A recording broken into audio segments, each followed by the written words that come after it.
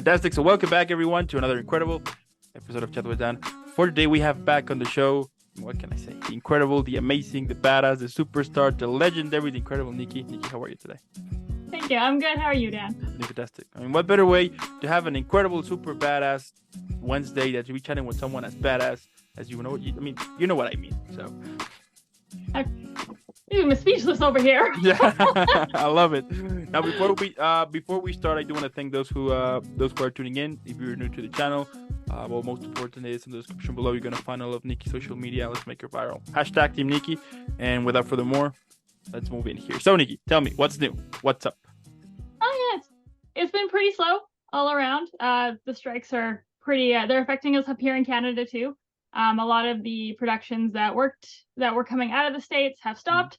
So it's just been mostly, I think, some MOWs here and a lot of non-union commercials and indie, which I'm so happy to see indie kind of take over the industry up here.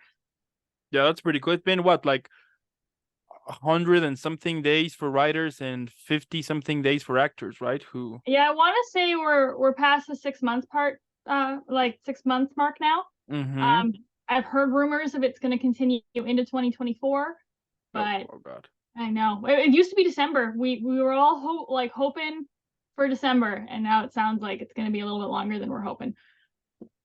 That's crazy. You know, I first heard that in October everything was gonna be solved, and then I recently heard too that in December, but yeah, it doesn't look like in December either though. So no, and we stand behind the people striking. What they're asking isn't outrageous. It's not ridiculous. They're actually very reasonable demands. It's a good fight. We need to do it. No, yeah, absolutely. I mean, I was talking about that a couple of days ago with an actor, and we both agree that, that what they're asking, it's pretty reasonable. It's fair, and if it's fair, why they shouldn't receive that part, it's like, and it's a shame that that not other fields, let's say, like some other type of works should kind of get their attention too, because eventually that's going to happen to all of us, regarding with the whole AI topic that we're going to discuss in a couple of minutes. But think like that it's a shame that that there's this big companies that at the end they don't care about humans at all. They just care about making the big money, and for the rest of them, fine, and it's a shame that they don't see everyone as human beings and just treat them fair, because if you treat them fair, they're going to stick with you, and that's it. But instead of that, instead of actually building a good quality, like real quality on it, they don't care about it. So it's a shame that that this type of companies, they just don't seem to agree on the fair, which is super fair what they're asking. So I think everything is a pendulum, right? And I think for the longest time, every business model was, how can we do 5% better than we did last year? Yeah. Right. And now we have AI, which can cut back on spending costs because you're not paying people, and that will increase your 5% and make it go a lot farther, right? And so I understand the mentality of trying to, make as much as they can, but who are you making the money for? Like before, a business was to incorporate everybody, so people could have like a cost of living wage and be able to buy a house and like have a life. Like as sad as it is to say, like we do work to live. Nobody works for fun. So that was the model before, right? You keep your people happy. Your people will like invest their time and work for your business, and they'll be able to have their life, and your business will continue to do better. But I feel like we've lost sight of the people part of the business. Yeah, and it became into this huge greed type of situation now. I mean, why would you need that's huge amount of money? I mean, nobody's gonna be able to spend it in their whole life. I truly believe that whoever your top person is can only make 10 times the amount as your lowest paid employee. Yeah, okay, that's fair. Like, that's always been something. I can't remember who told me that or where I heard that from, but I thought that was a genius idea, because you want to make $200,000 a year, I guess your starting wage for your lowest employee is $20 an hour, right? Like it incentivizes higher wages. It incentivizes hiring good people that are right for either the job, the part, the role. And then that way you have like a well-oiled machine that isn't going to break, or it's not going to have a high turnover, or people aren't going to be stressed, because you have people that want to be there, that are being paid well, and everybody's happy.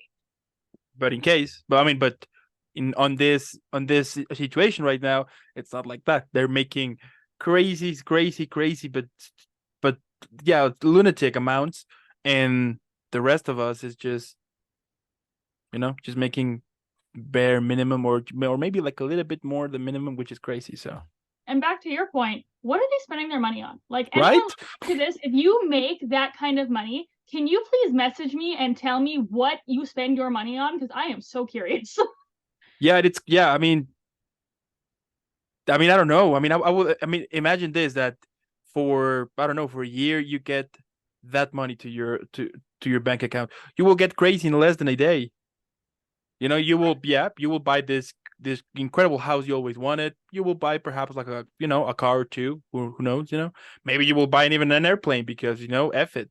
And all I mean, you can buy everything you want, but then at some point you'll be like, okay, what's next? I'm bored. Like what? Like there is no goal anymore. I just have everything. I don't know about you, Dan, but I know if I am really trying, if I'm like really like my goal is to spend all the money I have, the highest credit card statement I think I've had in a month is $2,000. And that's me trying. Mm. Like, what are people that are making $2,000 like in a day? Mm-hmm, Like, what are mm-hmm. you spending that on? What do you need that for? Yeah. No, yeah. I do one time got crazy and I spent like around 3,000 would be like, with the whole exchange would be like around $3,000. Yeah.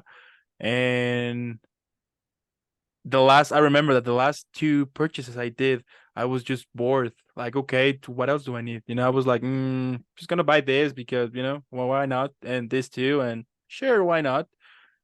But yeah, like with that, I mean that was just 3,000. Now imagine having millions upon millions upon millions up. I mean, it's crazy. Like, how It's many private jets do you need? right. I mean, yeah, I would get crazy with that amount. I mean, even if you're planning to have kids, okay, the kids of your kids of your kids of your kids of your kids. I mean, like maybe like 8, 9 generations are gonna be rich, and there's still gonna be a lot of money left for you know what I mean. So yeah, it's crazy that greedy has taken up on this upon companies now, and they just want to make whatever they can, but not even realizing that at the end of the day, the ones who are delivering your product or the ones who are making your product is those who are asking for fair treatment, which is shame. So, but Yeah. anyway,